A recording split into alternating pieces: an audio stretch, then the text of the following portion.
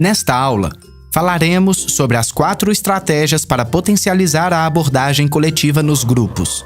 São elas: o planejamento, o profissional exercendo o papel de facilitador, a adesão dos participantes ao grupo e, por último, o uso de tecnologias de comunicação. Vamos lá? Começaremos pelo planejamento do grupo. Planejar é esquematizar as atividades que serão realizadas considerando tanto a organização quanto a tomada antecipada de decisões. Na APS, as atividades coletivas devem ser planejadas pelas ESF e equipes de AB e pelo NASF-AB de maneira colaborativa e interprofissional, conforme a demanda do território.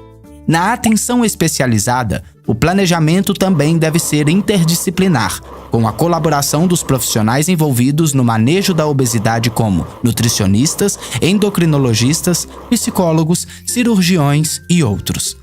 Vamos ver, a seguir, algumas etapas importantes para o adequado planejamento das atividades coletivas. Preparação da equipe. As agendas dos profissionais devem prever reuniões para planejar as atividades e definir responsabilidades, ou seja, deve ser destinada uma parte da carga horária para isso. A qualificação profissional dos facilitadores também é importante e deve ter horário reservado, sendo realizada continuamente. Registro e divulgação do planejamento. A contextualização do assunto, a justificativa e os objetivos do grupo devem ser registrados em um breve projeto a ser apresentado para toda a unidade de saúde, visando ampliar a adesão da equipe e do gestor à atividade proposta. Definição do público-alvo. Devem ser considerados os objetivos e as características comuns dos usuários. Também é importante avaliar o nível de escolaridade e a capacidade de compreender informações sobre saúde, visando propor atividades compatíveis com o público. Definição da periodicidade dos encontros. A duração e o intervalo entre os encontros devem atender às demandas dos usuários e do serviço, sempre tendo como pano de fundo o objetivo do grupo. Definição do horário. Os encontros devem ocorrer em horários adequados para a equipe e usuários e serem compatíveis com a disponibilidade do espaço físico. Para possibilitar uma maior participação de pessoas empregadas, equipes que trabalham em horário estendido poderão agendar os encontros no início da noite. Definição do local. O espaço físico deve ser confortável e acessível a todos, incluindo aqueles com mobilidade reduzida. Divulgação. Pode-se utilizar diferentes instrumentos como cartazes, folders, ligações e/ou mensagens eletrônicas. Sugere-se também aproveitar espaços da unidade de saúde, como salas de espera, ou durante o acolhimento, consultas, visitas domiciliares, etc. Organização de materiais. Equipamentos e materiais necessários para o encontro devem ser providenciados com antecedência, assim como a definição de quem serão os responsáveis por essa demanda. Avaliação. Para verificar se as atividades atingiram o seu objetivo, elas devem ser monitoradas e avaliadas. É importante definir previamente as melhores formas de registro, monitoramento e avaliação. Esse assunto é tratado no capítulo 4 do instrutivo e será abordado na aula 8 do módulo 4. Você pode consultar outras informações úteis para o planejamento dos grupos nos capítulos 3, 4 e 5 do instrutivo Manejo da Obesidade no SUS, volume 1, Abordagem Coletiva, e no seu Caderno de Atividades Educativas. A segunda estratégia para potencializar a abordagem coletiva de grupos é entender o profissional exercendo o papel importante de facilitador para a efetividade das atividades coletivas no manejo da obesidade. São múltiplas as características que podem contribuir para o sucesso do grupo. Veja a seguir. Acreditar no potencial das atividades coletivas. É difícil dedicar e se comprometer quando não há confiança no trabalho. Ter domínio do conteúdo abordado. Exercer a escuta ativa, inclusive da linguagem não verbal, acolhedora e empática, atentando-se às necessidades dos usuários. Despertar confiança. Ter capacidade de integração e síntese. Respeitar e reconhecer diferentes saberes, incentivando a construção compartilhada e a busca por soluções práticas. Acolher diferentes formas de ver e estar no mundo. Valorizar o conhecimento, a cultura e o patrimônio alimentar de cada pessoa. Ter capacidade de estimular a comunicação e o diálogo.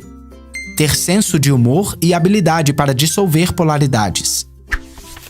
Incentivar a problematização e o pensar crítico. Não impor valores, ser livre de atitudes de julgamento, de crítica e de culpabilização. Você deve estar pensando que é difícil ou mesmo impossível uma pessoa que possua todas essas características, e nós concordamos com você. A necessidade de múltiplas características do facilitador para o sucesso do grupo evidencia mais uma vez a importância do trabalho colaborativo e interprofissional e a constante evolução dos membros da equipe para alcançar os objetivos do grupo. O trabalho interprofissional amplia a confiança e a abertura dos usuários para as atividades coletivas. Além disso, o olhar atento da equipe também permite a identificação dos papéis grupais, ou seja, de posturas que cada participante pode desempenhar no grupo. Para entender melhor sobre isso, consulte o capítulo 3 do instrutivo. A terceira estratégia para potencializar a abordagem coletiva é a de trabalhar a adesão dos usuários ao grupo. No cuidado de pessoas com obesidade, o sucesso e a adesão não se limitam a seguir uma determinada alimentação e ou realizar atividade física. Eles podem ser determinados de diferentes maneiras como: primeiro, sucesso. Se dá na problematização do usuário sobre o seu agir, o seu desejo e a sua saúde. Isso acontece na prática quando o processo terapêutico é colaborativo, de maneira que o grupo problematize e valorize os motivos que o levam ou não a comer determinado alimento e a se movimentar, em detrimento da discussão restrita da quantidade e da frequência do novo hábito. Segundo, adesão. Ela aumenta quando os encontros potencializam o agir autônomo e contribuem para que o usuário queira, além de estar ali, retornar no próximo encontro. Na prática, isto se dá pela circulação de afetos alegres, capazes de romper com dores, ressentimentos, dificuldades, estigmatização, entre outros entraves à mudança.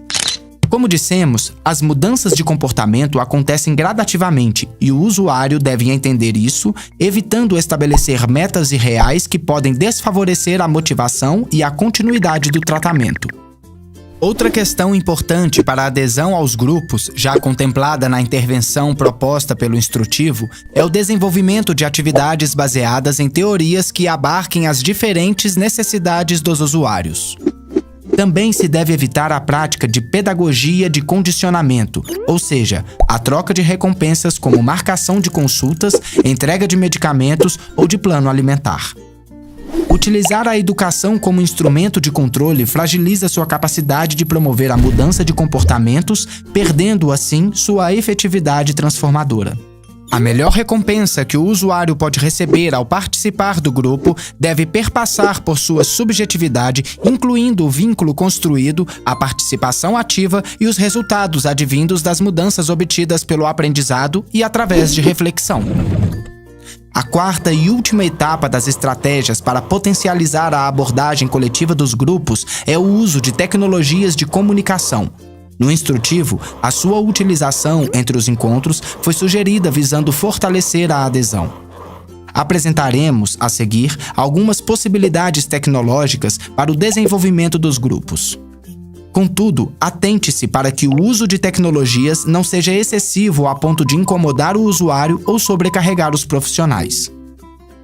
Temos de aproveitar o avanço da tecnologia e a sua disponibilidade à população para alcançar os usuários, estreitando relações e dinamizando a comunicação.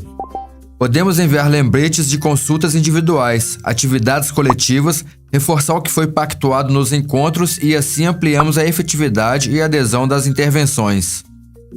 Parabéns, o convite ficou bem legal. O uso de tecnologias de comunicação é efetivo desde que tenha como função auxiliar as ações presenciais e não as substituir. Veja a seguir um exemplo que deve ser evitado. Olá, grupo. A atividade foi cancelada e será substituída por um vídeo. Estou encaminhando para vocês um link com palestras sobre dietas da moda. É sempre importante lembrar que o uso de mensagens de texto é limitado à população alfabetizada e que possui telefone celular.